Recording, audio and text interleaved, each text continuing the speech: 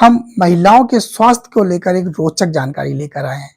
हम जानते हैं कि महिलाओं का स्वास्थ्य परिवार और समाज के लिए कितना महत्वपूर्ण है। इसलिए आज हम महिलाओं के स्वास्थ्य से जुड़ी परेशानी पर तो चर्चा करेंगे ही, साथ ही उनके समाधान खोजने पर भी प्रयास करेंगे। इसके लिए हमारे साथ हैं डॉक्टर मीरा पाठक। मई 28 को international day of women's health के रूप में मनाया जाता है। महिलाएं समाज और परिवार का एक बहुत अहम हिस्सा होती हैं, परंतु वो अपनी जिम्मेदारियां निभाने में अपने ही स्वास्थ्य को नज़रअंदाज करने लगती हैं। आइए जानते हैं कि महिलाएं अपने स्वास्थ्य को बेहतर कैसे बना सकती हैं। अगर देखा जाए तो महिलाओं का जीवन 3 फेजेस के अंदर डिवाइड हो सकता है। जो पहला फेज़ है वो किशोरावस्था यानी टीनेज है, जो 10 से 19 साल की उम्र का होता है। इस एज ग्रुप में जनरली लड़कियों को पहली बार पीरियड्स या मासिक धर्म होता है, इसलिए इसी एज ग्रुप में एजुकेशन बहुत इंपॉर्टेंट होती है। माँओं को ज़रूरत है कि वो लड़कियों को 10 साल की उम्र से पहले ही मासिक धर्म या पीरियड्स के बारे में शिक्षित कर दें, ताकि जब पीरियड स्टार्ट हो तो लड़कियां घबराएं नहीं। दूसरी चीज़ जिसकी एजुकेशन देना ज़रूरी है इस टाइम पे वो है मेंस्ट्रुअल हाइजीन यानी मानसिक स्वच्छता।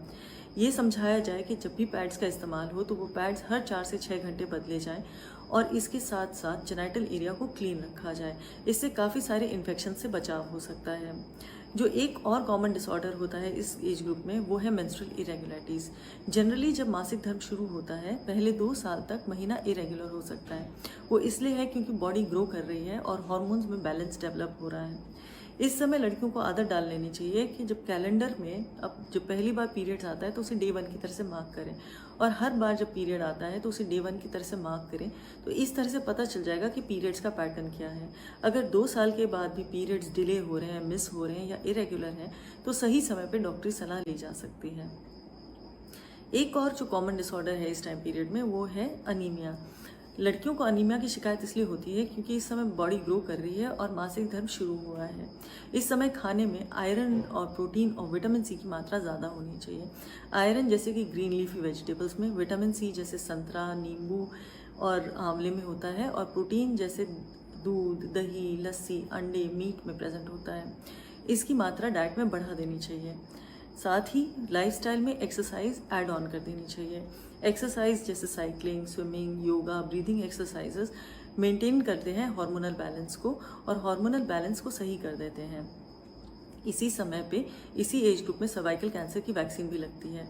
यदि 9 से 14 साल की उम्र में सर्वाइकल कैंसर की वैक्सीन लगाई जाए तो सिर्फ 2 डोजेस की ज़रूरत पड़ती है, और अगर 15 साल के बाद सर्वाइकल कैंसर की वैक्सीन लगाई जाए तो 3 डोजेस की ज़रूरत पड़ती है। तो सर्वाइकल कैंसर की वैक्सीनेशन भी इस एज ग्रुप में बहुत इंपॉर्टेंट है। अब अगर देखें तो नेक्स्ट जो एज ग्रुप आता है वो 20 से 40 साल का आता है, जिसे प्रजनन या रिप्रोडक्टिव एज ग्रुप भी कहा जाता है। रिप्रोडक्टिव एज ग्रुप में जब लड़की या महिला प्रेग्नेंट होने के बारे में सोचती है तो बहुत ज़रूरी है कि वो प्रेगनेंसी के लिए मेंटली प्रिपेयर्ड हो। यदि वो प्रेगनेंसी नहीं चाहती तो वो क्लियरली कॉन्ट्रासेप्शन या फैमिली प्लानिंग मेथड्स को अपनाएं। साथ ही अगर वो प्रेग्नेंट होना चाहती है तो फ़ायदा होगा अगर वो अपनी प्रीनेटल काउंसलिंग कराए। प्रीनेटल काउंसलिंग के दौरान ब्लड टेस्ट और जेनेटिक टेस्ट द्वारा ये डिटरमाइन कराया जा सकता है कि प्रेगनेंसी आगे चल के हेल्दी हो। साथ ही ऐसे सप्लीमेंट्स दिए जाते हैं जैसे फोलिक एसिड, जिनकी वजह से बच्चे के अंदर बर्थ डिफेक्ट्स की चांसेस घट जाते हैं।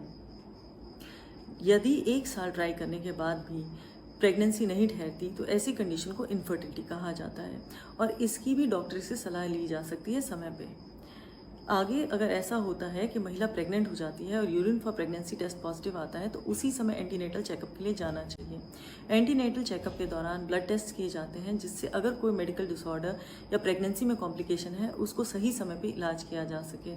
साथ ही सप्लीमेंट्स दिए जाते हैं जो बहुत इंपॉर्टेंट है प्रेगनेंसी में, जैसे फोलिक एसिड। फोलिक एसिड लेने से बच्चे में बर्थ डिफेक्ट्स घट जाते हैं, और आयरन कैल्शियम के सप्लीमेंट्स लेने से माँ और बच्चा दोनों स्वस्थ रहते हैं। यही आयरन कैल्शियम के सप्लीमेंट्स जो प्रेगनेंसी में स्टार्ट किए जाते हैं वो 6 वीक्स पोस्ट डिलीवरी भी कंटिन्यू किए जाते हैं, ताकि माँ हेल्दी रहे। इस चीज़ का भी ध्यान रखा जाता है कि डिलीवरी के बाद कम से कम 6 महीने बच्चे को एक्सक्लूसिव ब्रेस्ट फीडिंग कराई जाए। अगर देखा जाए तो नेक्स्ट जो फेज़ है वो है पेरीमीनोपॉजल या मीनोपॉजल या रजो निवृत्ति का फेज़, जिसे 40 साल की उम्र के बाद आता है। 40 साल की उम्र के बाद ज़रूरी है कि महिला डॉक्टर को विजिट करे और ब्लड टेस्ट करवाए, जैसे हीमोग्लोबिन, थायराइड, कोलेस्ट्रॉल या ब्लड शुगर। साथ ही पैप स्मीयर और ब्रेस्ट एग्जामिनेशन भी एक बार करवाना अनिवार्य है। इस समय जनरली मेंस्ट्रुअल इरेगुलरिटीज़ फिर से स्टार्ट होती हैं। इस समय जो मेंस्ट्रुअल इरेगुलरिटी स्टार्ट होती है उनको बिल्कुल इग्नोर नहीं करना चाहिए, क्योंकि कुछ प्रतिशत केसेस में ये कैंसर का संकेत हो सकती है। इस समय एक और चीज़ जो बहुत इंपॉर्टेंट होती है वो है बोन डेंसिटी। मेनोपॉज के अंदर कैल्शियम और विटामिन डी की ज़रूरत बढ़ जाती है, बोन की डेंसिटी घटने लगती है। इसलिए डाइट ऐसी होनी चाहिए जिसमें कैल्शियम की मात्रा ज़्यादा हो, जिसमें दूध है, दही है, केले हैं, ये कैल्शियम के रिच सोर्सेज हैं। साथ ही साथ कैल्शियम और विटामिन डी के सप्लीमेंट्स भी लिए जा सकते हैं। इसके साथ बॉडी के लिए ज़रूरी है कि एक्सरसाइज की जाए ताकि बॉडी में फ्लेक्सिबिलिटी और मोबिलिटी और बैलेंस मेंटेन रह सके। तो एक्सरसाइज को भी अपने दिनचर्या का एक हिस्सा बना लेना चाहिए। यदि इस तरह से महिलाएं अपना ध्यान रखेंगी तो वह एक स्वस्थ जीवन आसानी से व्यतीत कर सकती हैं।